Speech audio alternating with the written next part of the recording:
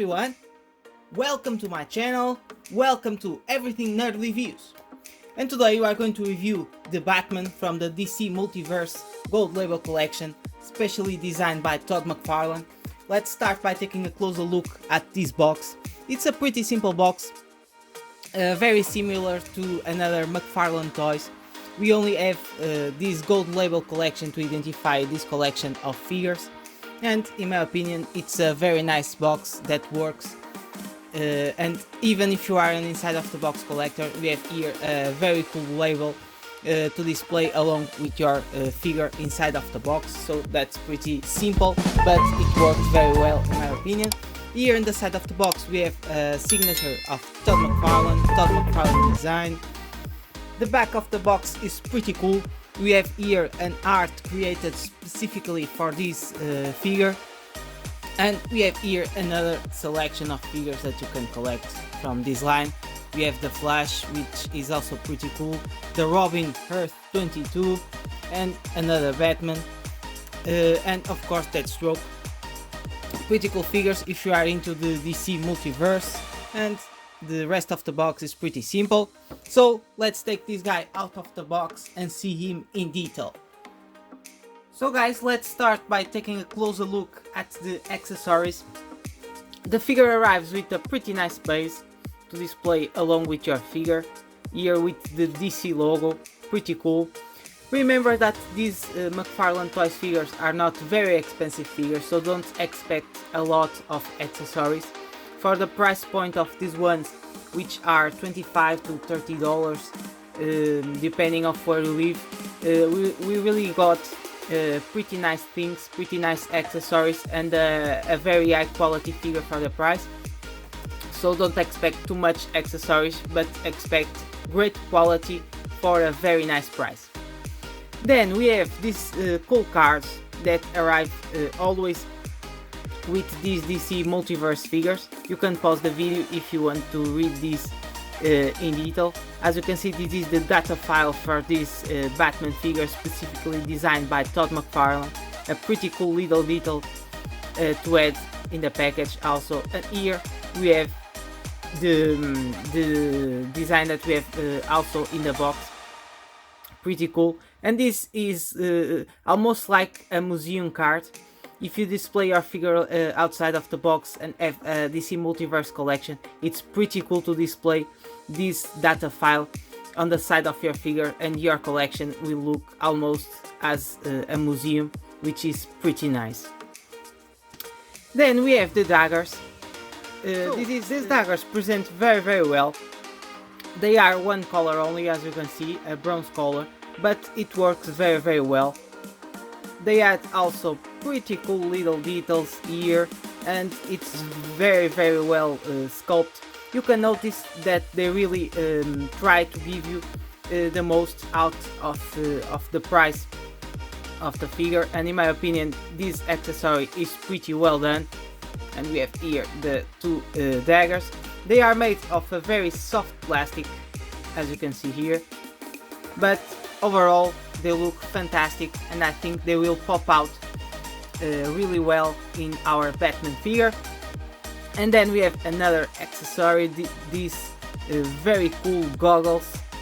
Just look at it, and here we can really notice some detail, some very well done painting, as you can see here.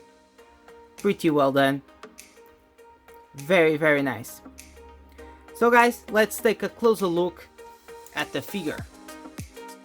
Let's take a closer look at the head sculpt. This design really resembles me of Todd McFarlane's art. I really like these long pointy ears, pretty nice. We have here a very aged Batman. As you can see, you can notice on his face very pronounced wrinkles. In my opinion, a very well done and cool design. So let's see how this guy looks with some of its accessories. We have here the goggles. He almost remembers me of Splinter Cell. Just look at it. He looks amazingly good. A very nice accessory. Let's look in the back, and we have here two pockets to put our daggers. They go pretty easy. Pretty cool. just look at it. It really looks amazingly good with the accessories on, and I like very much this detail of the pointy shoulders. This really speaks Todd McFarlane, pretty cool. I really like that the logo pops out here in the chest. We have very nice texturing, very nice details along the figure. I really like this texturing, all these wrinkles, pretty well done. Here on his waist, very cool accessories, pretty well painted, as you can see, no flaws whatsoever. The Batman logo looks also beautiful. I really like this one. Here in the arms we have also pretty nice little details. Just look at these pointy things, pretty well done, very well painted, very good texturing. I'm loving this figure, pretty cool. I don't like very much these ball pegs, as you can see here in the arm. I really think they could hide it a lot better than they did. So that's a little flaw for this figure. Because you can notice this ball peg on both sides of the arm, and it doesn't look so good, but overall pretty nice, well done arms. And in the legs we have also pretty nice texturing, very well painted accessories here, as you can see, and the foot are also well done. It's not my favorite.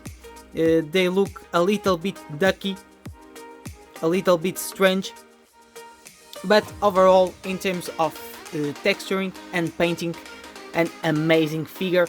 These ball pegs could be a little bit better hidden, but overall very cool and very good looking Batman.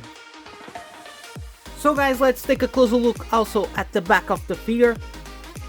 Here the cape, in my opinion, could be a little bit wider, but overall it works very well on this figure. The cape is made of soft plastic also, and in my opinion it was the right choice for this one. They didn't use fabric, and I think the soft plastic worked very well on this Todd McFarlane Batman. And let's see the details also inside of the cape. As you can see here, we have a full sculpt Batman ass. It's pretty well done, and some little details across the figure, but they really did attention to this ass, as you can see.